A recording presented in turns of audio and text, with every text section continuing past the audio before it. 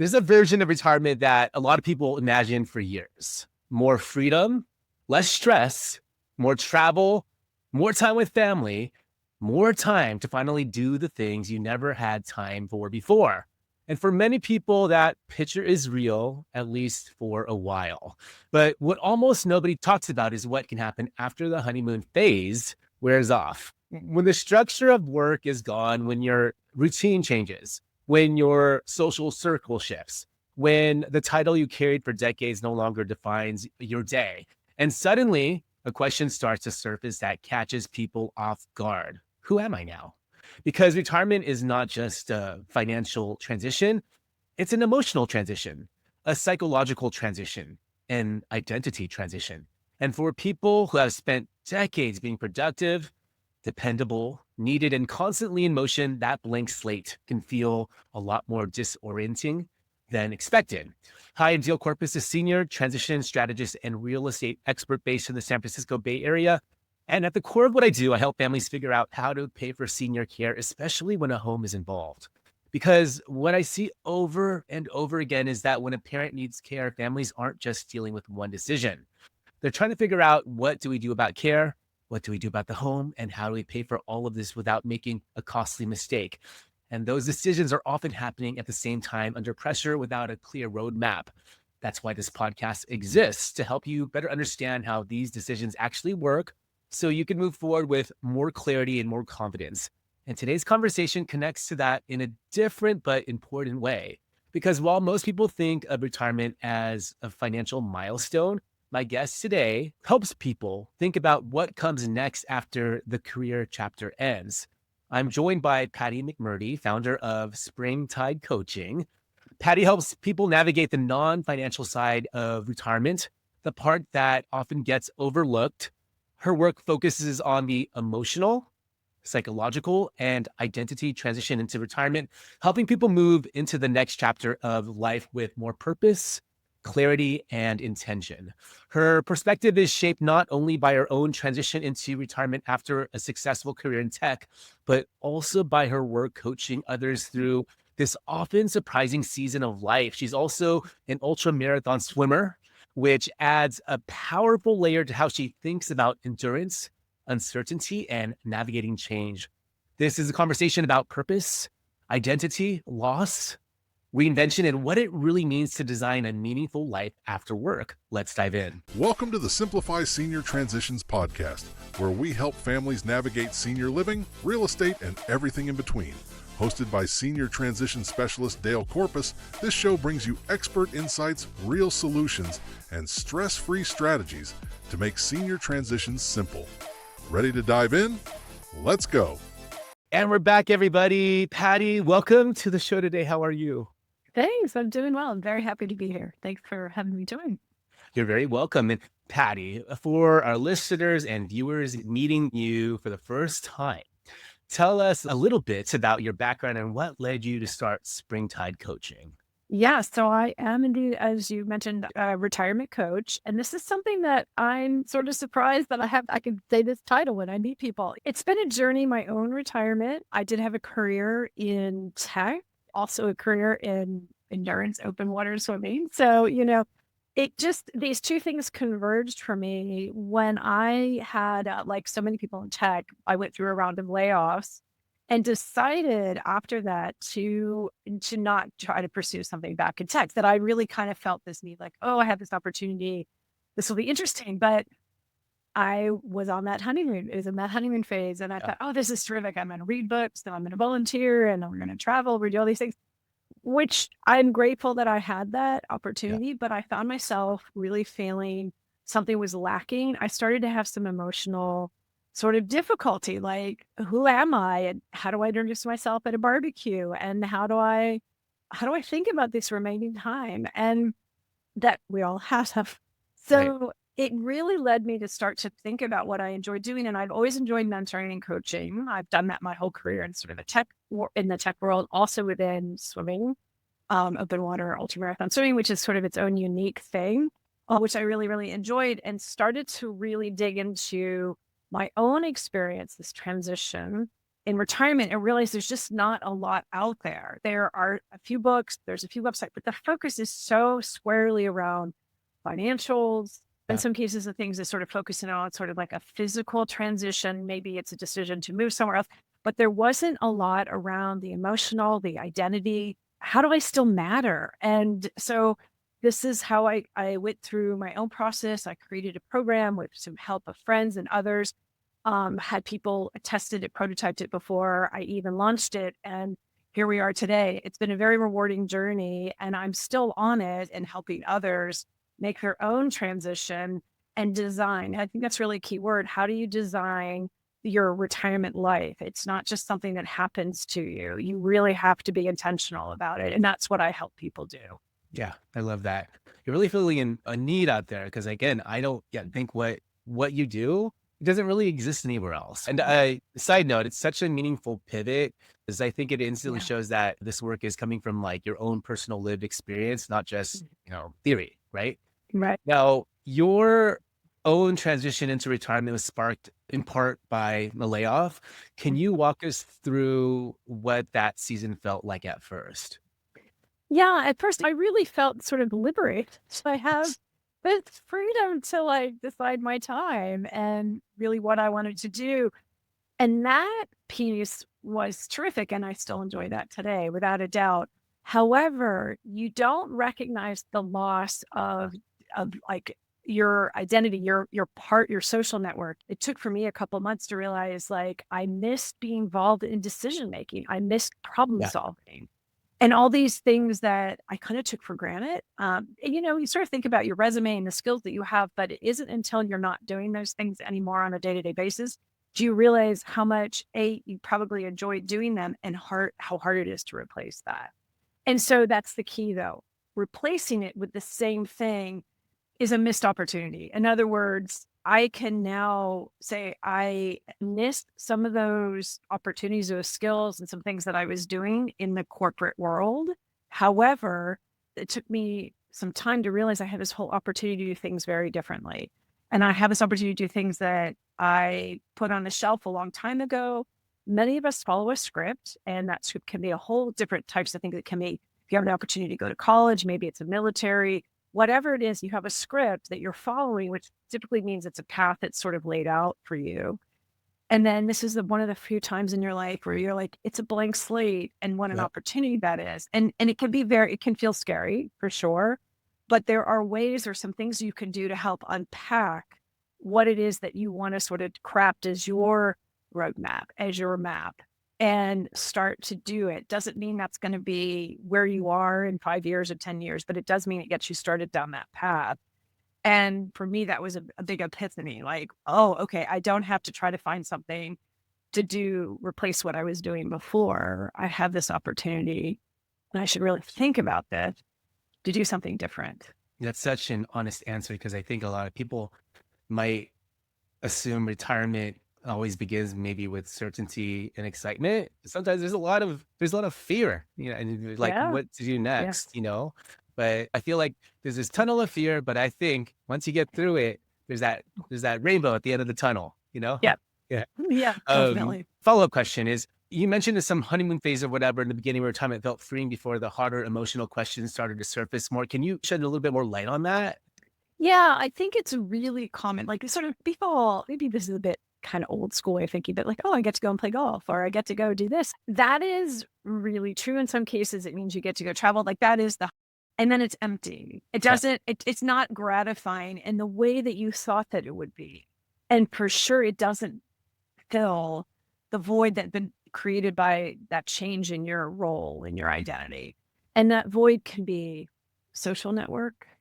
It can be absolutely around not just how you're identified, but how you matter in the world. And so this is that next level down where you think these activities, again, vacation, golfing, going to the spa every day, whatever it is going to backfill everything. And then you realize it doesn't. And it takes, I think the key thing is there's this in-between stage of like, I'm doing all these things I thought I would do that were fun, but I feel off. I feel untethered, unmoored.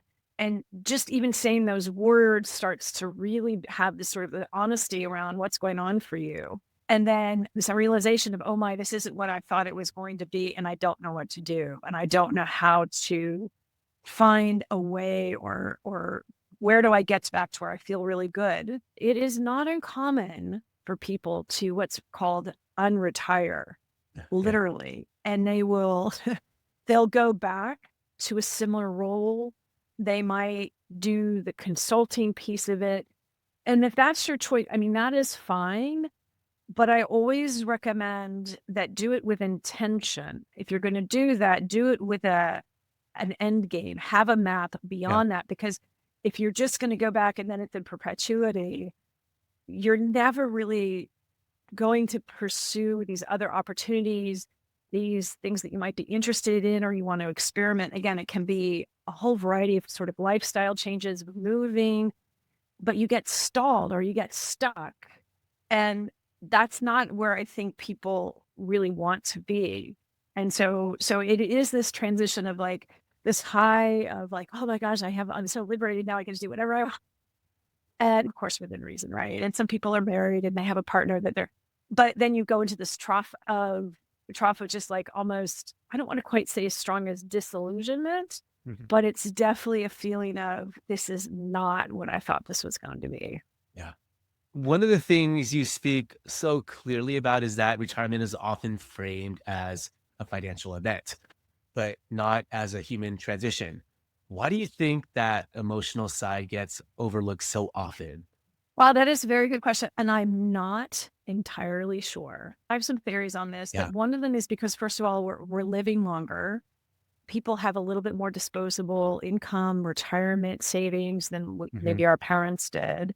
Yeah. And so we we have a longer opportunity to be in this stage of life.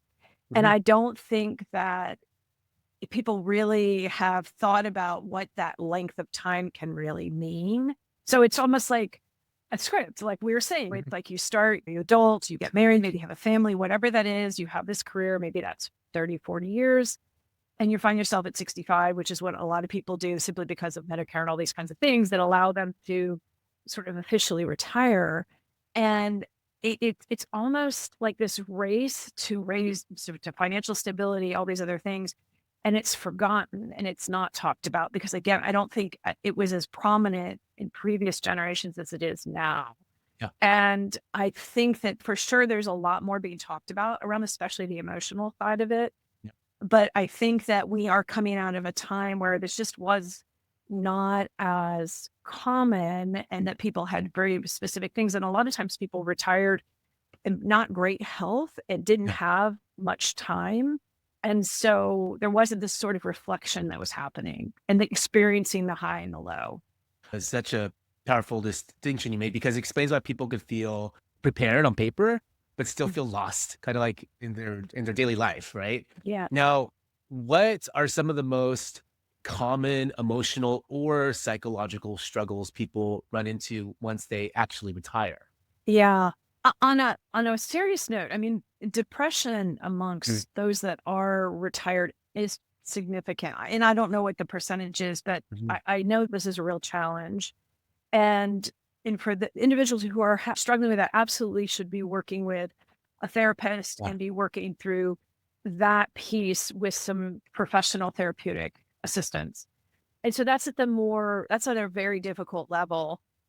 With others, what's more common, at least what I have seen in the people that I've worked with, is again this feeling of just like almost malaise, like a sense of unhappiness, but don't really know why. Because for all intents and purposes, we should be happy that we have this opportunity. So I think it's this and sense of unhappiness and a sense of I don't know what to do about it, and that combined can also make people feel very stuck is probably a really good way to think about it, and uncertain where to turn. And so sometimes people will just, like I mentioned, sort of, unretiring will pursue something that it's part of what their life history was like. Oh, I'll just go work. I'll change this particular occupation, whatever it is.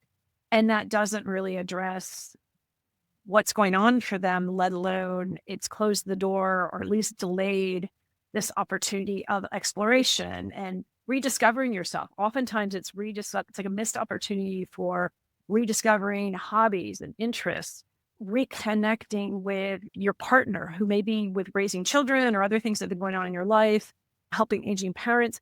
You've had less time with them. So you want to be able to take advantage of this opportunity, but you need to move through this feeling of sort of unhappiness or confusion or uncertainty to where you can be like, oh, okay, I can actually start.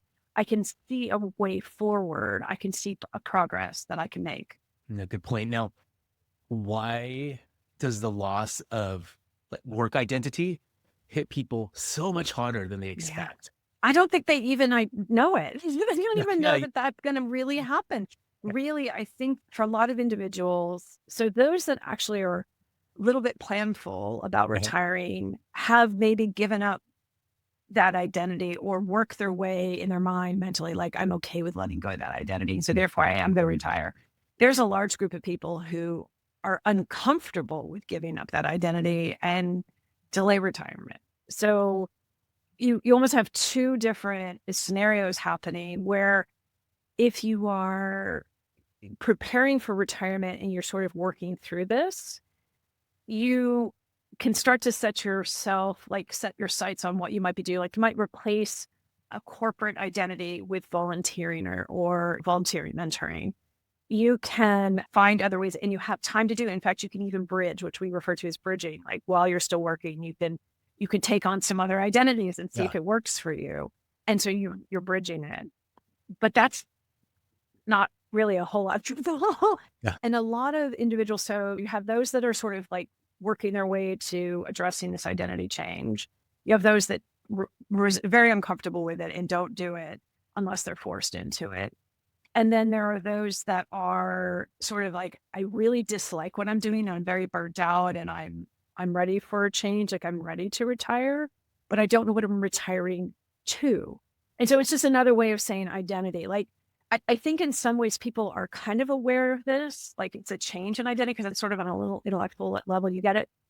But until you're in retirement where you have a blank calendar and nobody's sending you an email with a question and nobody's looking for your expertise and you're not invited to a conference, you realize how much that identity was really who you were, how you thought of yourself, how others thought of you, and you recognize that loss. And that can be pretty jarring, actually. It can be really jarring. But the good news is it's not the end. It's like you sort of hang up a coat in the closet and now you go and you get to put on something else. Getting through that loss and that change is what people oftentimes need help with. Yeah, people spend so much time at work. Besides, obviously, it being a place to make income, it really gives them a huge sense of self because they're needed by their coworkers, by whoever at the company and whatnot. So I get that. Now, I want to pivot a little bit. Let's talk about the blank slate problem. You said retirement can feel like a blank slate. Why is that exciting for some people, but unsettling for others? Yeah, I think this is definitely sort of even thinking about people's personalities and personality types. If you're an individual who is sort of naturally optimistic or open to ideas, if you're familiar with the Big Five personality assessment and openness is one that's open to ideas, it's tucked underneath that. This blank slate can seem pretty exciting. But if you're not necessarily in that realm and you are more hesitant, I think you can appreciate that it's an opportunity, but you don't know what the heck to do about it. You don't, because again, this is not a clear script anymore. It isn't something that someone's going to prescribe to you. In fact, I am very clear with the individuals that I work with, like I'm here to help you, but this is your map. This is your roadmap. This is your life map. I have these different tools and these exercises they go through, but I'm definitely not prescribing to them what to do. And that in some ways it's liberating and people have to get a little bit comfortable with it. But once they do, it's like, oh my gosh, wait a second. I have this opportunity because I have all these resources. I have all these things happening in my life that I can actually sort of harness some of that. I can put some of it aside. I don't have to carry it forward. And I can start to fill in this sort of blank slate or this blank piece of paper. Yeah. And I think that is a powerful sort of realization for people, but it's getting them there, sort of like walking them through, like, this is possible. Like, this is truly possible. You're not going to have to come up with some crazy idea. Yeah, yeah, yeah. There's a lot of parallels to it because I'm an entrepreneur, I'm self-employed. And when you're an entrepreneur, you have a blank slate. You have to create Yes. your own ideas. And some people that isn't settling, but like I Mhm. thrive in that environment because I'm a creative person though Sure. too. So I get it. That's the way my brain thinks. And I could see a lot of people that are W-2'd and they have that structure and Mhm. they know where they fit in that system. It's hard. Yeah. So Yeah. everybody's different about it all. What happens when someone suddenly has freedom, but no real roadmap for what to do with it? They're stuck. They're stuck. Yeah, oftentimes. Yeah. So a couple of things can happen. They're stuck. They literally, like, you can imagine they're like in their car and they're just stuck and they're at a stop sign. They're waiting for some signal. They're waiting for a sign. Like, where do I go? And, the clock's ticking, they're stuck. Others take a U-turn. They go back, like the unretiring, they take a U-turn, they go back. And even though they don't really enjoy it, or there's only portions of things they enjoy, that's really common. And I think that the other one is that someone just puts the pedal to the metal, they hit the gas and they go and they don't know where they're going. That isn't necessarily great either. So really, the key is helping people sort of like unpack things for themselves, like again, rediscovering themselves, being curious about things they haven't thought about in a while, or ideas that they had in the past. Maybe they wanted, like in their 20s, they really wanted to write a book, or they wanted to be a writer, or maybe they wanted to do some kind of, travel adventure, and become a blogger. I worked with somebody like that. It's starting to really think about those things in more of like the possibility of actually doing that, right? Rather than it just being, oh, wouldn't that be cool? I daydream about doing that. We hear people say, oh, I daydream, but I could do that. Well, now you can. And then the encouragement, and part of this too, is that rediscovery, first of all, is like going back in and asking about your values and what's really important to you. And then also thinking about, what is the map of your life right now? What are these major things that are important to you in your life right now? Writing those out, putting a diagram, and then attaching values to them. So you're like, am I really living my values? Am I living my desire to help people, or social justice, or whatever it is? I have these really, but I don't see this anywhere on my life map. Oh my gosh, like I have a chance now to like pursue something that really helps me to tap into that value. So it's just sort of connecting these dots in a very purposeful way. And then really the key is like having ideas of things you want to do and experimenting. Because it's not like you're applying to college like when you were 18, 19, if that was the Yeah. direction you were in. Like, I want to do this, so then I do that. Now it's like, I'd like to do that. I think that sounds really interesting. How do I learn more about it? How do I do it? Where do I go? What is that going to mean? So you're really then having to be more planful about what is it that you want to consider or potentially do. You have a couple of ideas. And the thing that's really cool, and this happens all the time if we step back and think about it, is like, when you take a step forward, all of a sudden you have all these other opportunities or things that open up to you, all these other avenues and paths.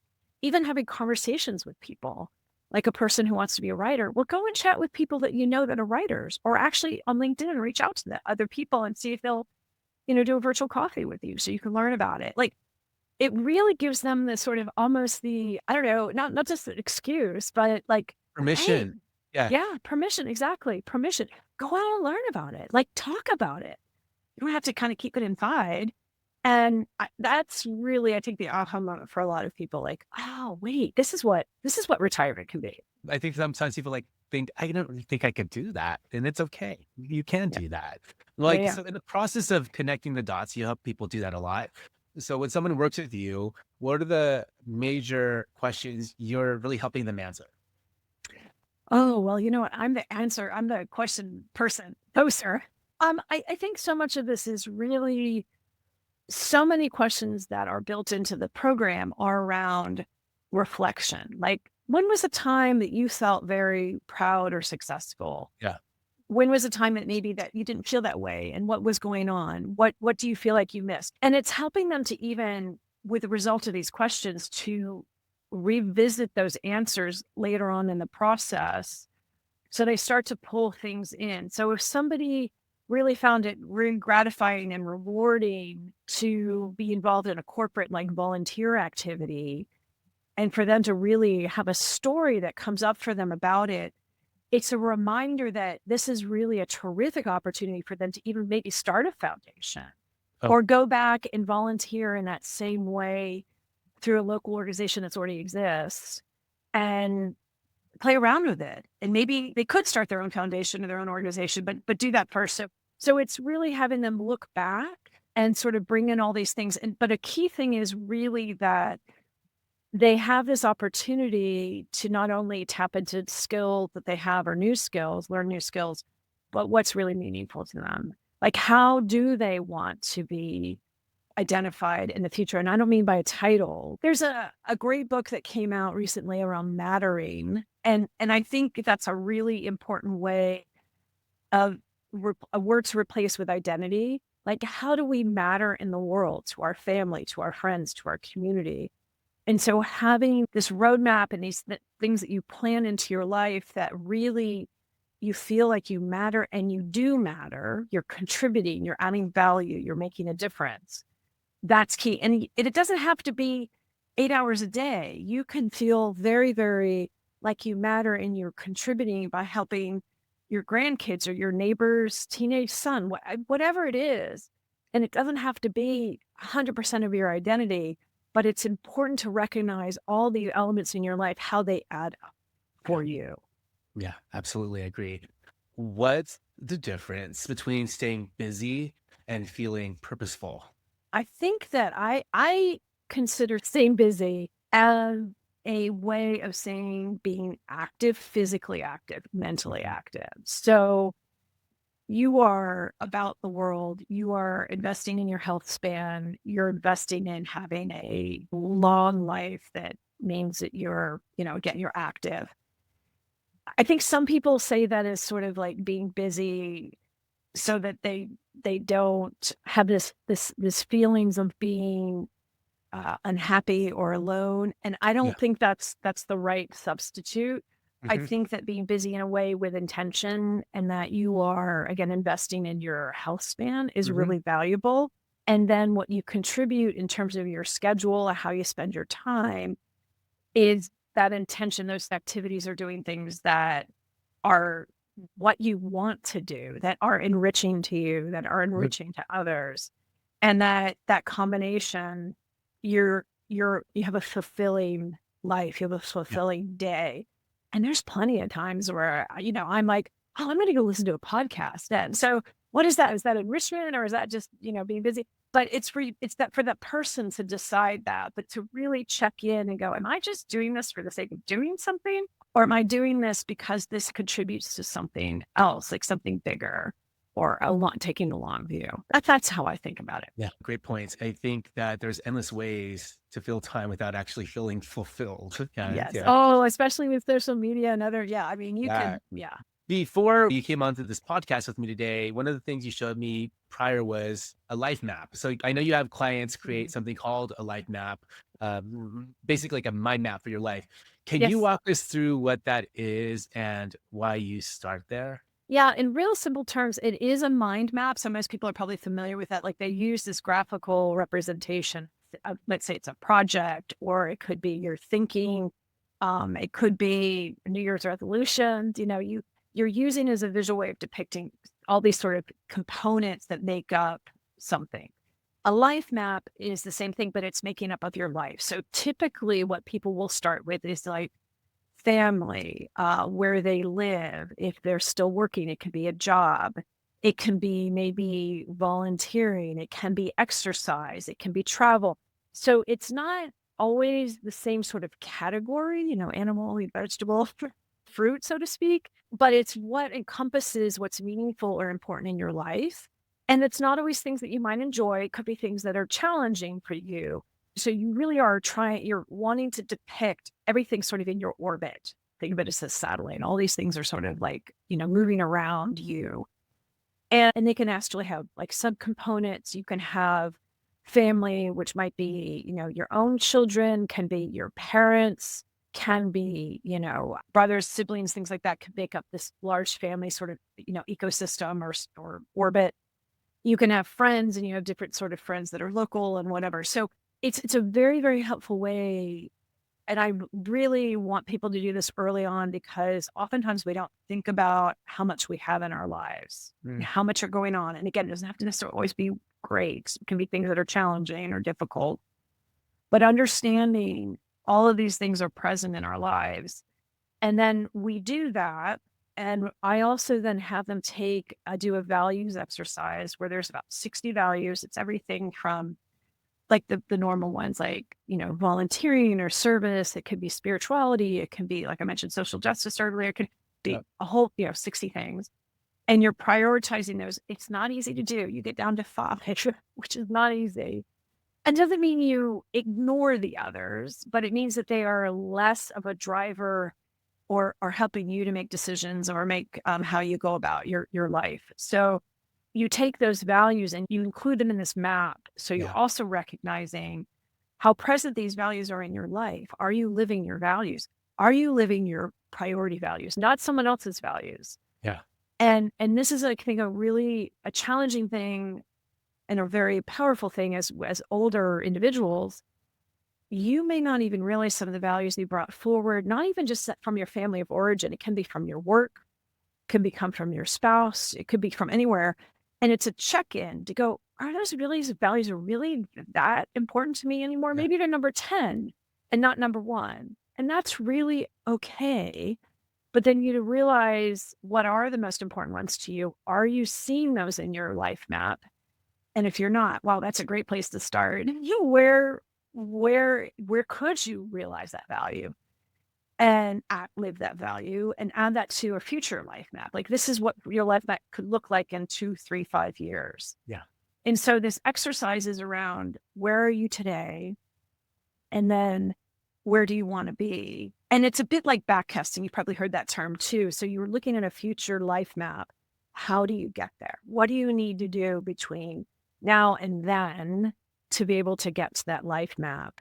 And the life map has a lot of intention and truth to it because you're creating it, right? It's not being handed to you.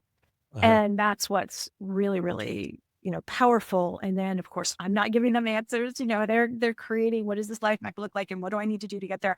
I'm supporting them and we're working together through some different things. But that experimentation is that pathway there, like experimenting and exploring and being curious and going and learning about what it's going to take for you to get there and how do you be there. This life map is a great graphical representation of their life or what they want it to be like or whatnot. Can I ask you, is there anything or what surprises people when they actually see it all laid out? Oh my gosh. A lot.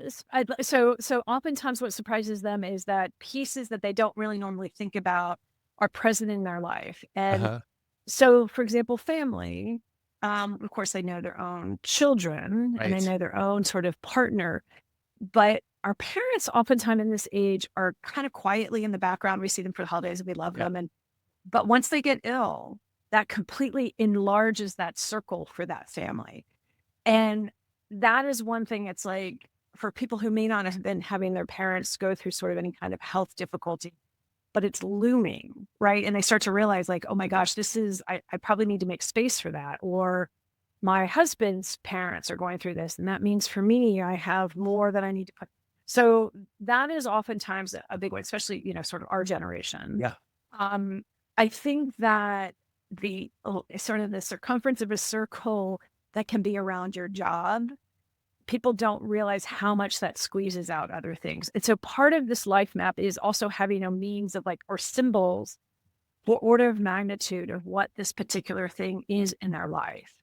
And oftentimes it is a job and it's really large and everything else is kind of small. And it is an aha moment for them, like, wow, this is way oversized. And now I'm realizing why I'm feeling so anxious about retiring, because this is so much. Yeah. And I don't have a lot of other things. Like, it's a realization too that I don't have a lot of other things. A big one too, and this is a little bit of a gender dynamic, but a lot of times women will have more a constellation of friends and friends they consider very close. Like, some of them they consider maybe sisters and whatnot. And that's not always the case with men. Right. And when you lose that social network, or you know you're going to lose it when you leave a job or career, that can be very hard. So better to know it now and start to think about how do I grow my network? How do I deepen my relationships with individuals? And if you have a wonderful set of friends, how do you deepen those relationships? Like I haven't been fly fishing with my college buddies in 10 years. I should go do that. Yeah, okay, that's terrific. I'm glad. So these are the things that sort of like it's such a powerful way of like stopping and putting aside all the the noise in our lives and going, let me just focus on this and like, wow, I didn't really know.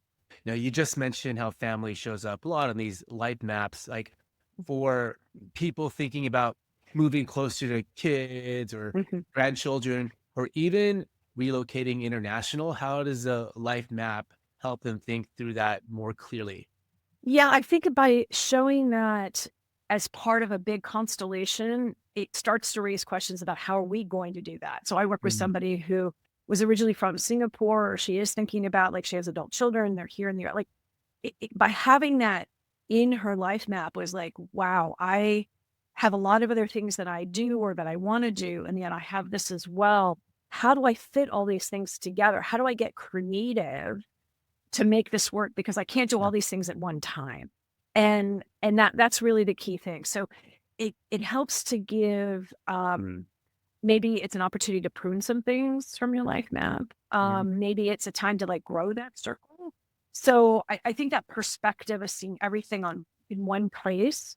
And again, understanding sort of like order of magnitude, where the values are. I do think this is like that's a really great example of where your value of your family we've kind of been in maybe autopilot for a Yeah. while for a lot of time of our adult life with our family because we're busy raising our own family, right? Like, I mean, there's a whole host of really important reasons why that's the case.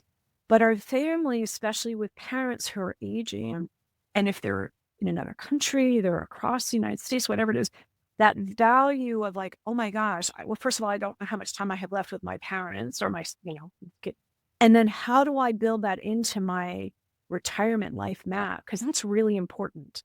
And so that starts to help you to think about like maybe that circle can grow. I shrink another one, I grow that circle. And then I'm planful, right? Like I think about maybe I rent a house for 6 months and I'm close to them or whatever. But it does open up the door for thinking about ways to enable that value and how to experiment with it and then how to like permanently. So that backcasting. So maybe in 5 years, we should maybe move to close to mom and dad. And Mhm. then I backcast, like, how do I make that happen? And how to go back. But that's exactly what the map is intended to do to help you get this perspective that is, very, very important. All these pieces are important to you. And how do we strike this balance? Or maybe one becomes more important and the other one shrinks, like I said earlier. Like Yep. you can figure out how to rebalance things.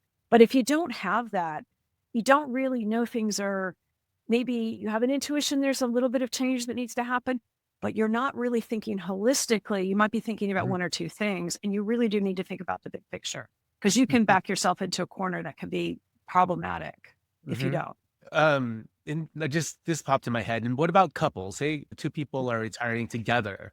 I mean, Mhm. do they do separate maps first? And, what happens when those maps don't quite line up? Right. Yes.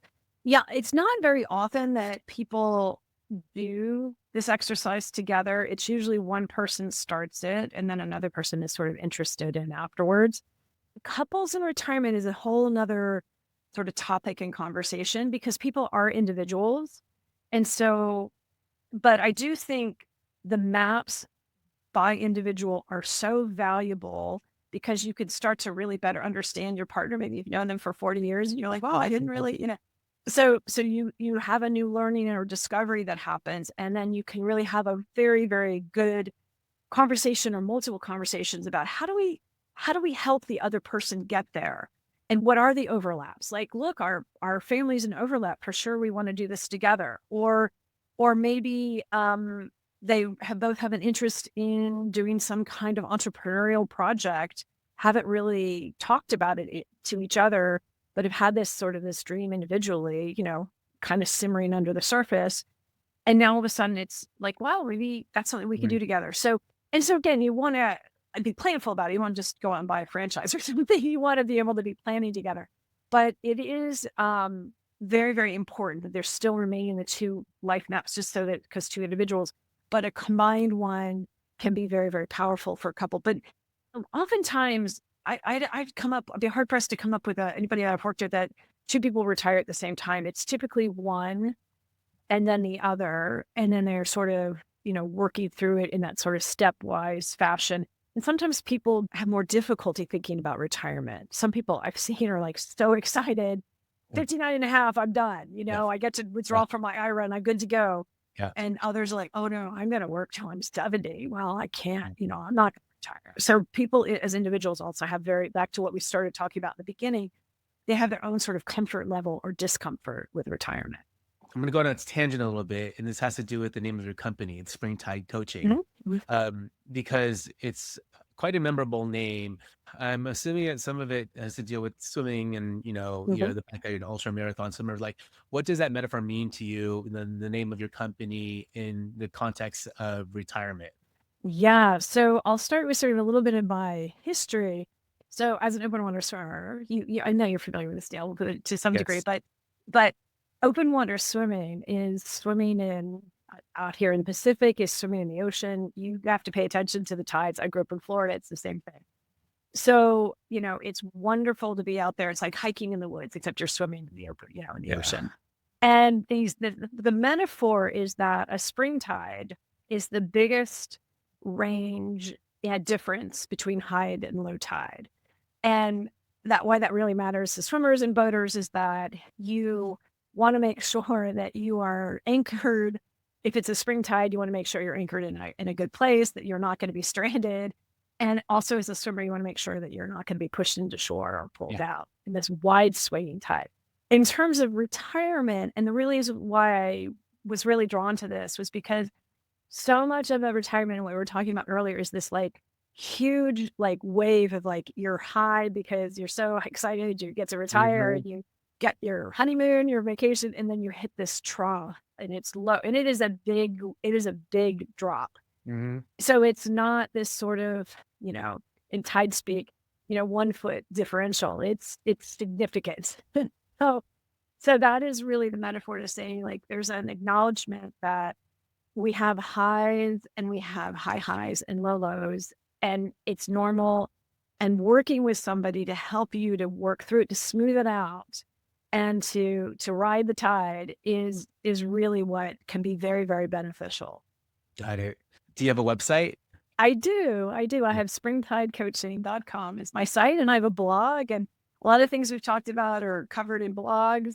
There is a starter kit that I just launched actually last week that kind of gives people an understanding of a lot of the things we talked about, particularly the values, Yeah. and a very simple version of the life map that people can try for themselves and kind of get a sense of what can be helpful and beneficial, self-reflection, that kind of thing. Perfect. And I'll include all of the details of how to reach you in the show notes. Great. Now, as we come to a close on this episode, here's my last question. If there's one thing you hope people remember about retirement after listening to this conversation, what would it be? That it is a great transition, although it might seem at first, hard or maybe a bit of a disappointment or whatever. It's a really exciting transition that people can really pursue things in retirement that we weren't able to do early in our lives. And I hope people see this as like an opportunity, not an end. Definitely a great transition. Well said. All right, Patty, thank you so much for this conversation.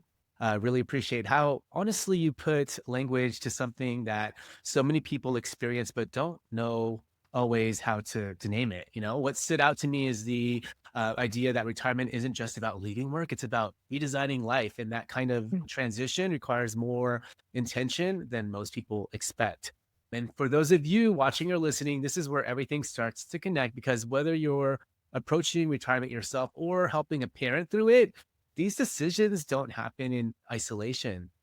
they connect to housing, they connect to care, and eventually they connect to how everything gets funded. And that's where a lot of families feel stuck. So if you're navigating a senior transition, whether it involves a housing decision, care planning, or figuring out how to pay for it, structured guidance is available for families. Go to www.simplifyseniortransitions.com/families. And if you found this conversation helpful, make sure to subscribe, leave a 5-star review on Apple Podcasts or Spotify, and share this with someone who may be approaching retirement or trying to figure out what this next chapter really looks like.